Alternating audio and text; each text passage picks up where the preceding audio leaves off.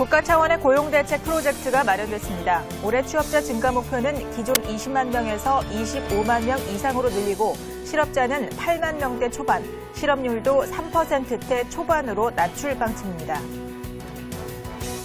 서울시가 올해 지방 공무원을 550명 뽑습니다. 특히 올해는 지난해와 달리 2월 중 시험 공고를 하고 9월 17일 최종 합격자를 발표할 예정입니다.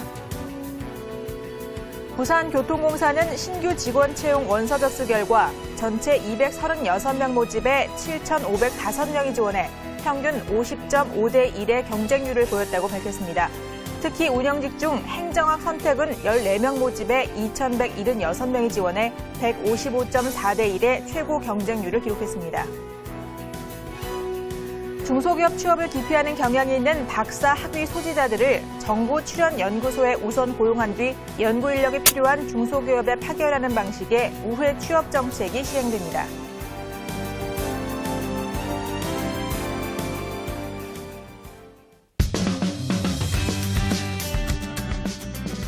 네, 시청자 여러분 안녕하십니까? 일하는 대한민국의 손영옥입니다. 올해 역시도 은행권의 취업은 바늘구멍 통과하기가 될 전망이라고 하는데요. 이 금융업계에 따르면 대부분의 은행들이 아직 채용 계획을 세우지 않고 있고요. 그 규모 같은 경우도 일부 은행을 제외하면 지난해 수준에 머물 것이라고 합니다. 대신에 인턴 채용 규모는 지난해보다 조금 늘 것이다라는 반가운 소식이 있으니까요. 이 은행권의 취업을 원하시는 구직자 여러분들은 무조건 공채 준비만 하시기보다도 인턴 채용을 잘 활용하시는 게 경력에 더 도움이 될 수도 있을 것 같네요. 자, 일하는 대한민국 오늘 순서 출발하겠습니다.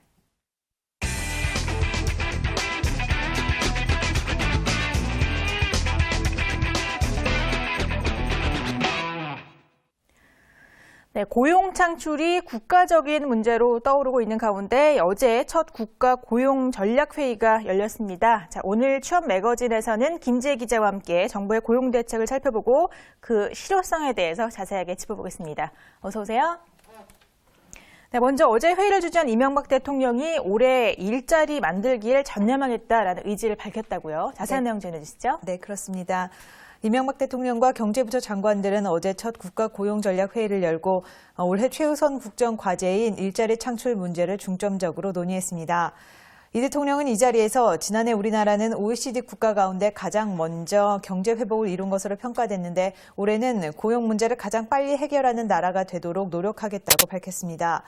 일자리가 서민들의 희망이고 일자리가 가장 큰 복지 정책이기 때문인데요. 이 대통령은 특히 일자리 만들기는 결국 기업의 몫이라는 점을 강조했습니다.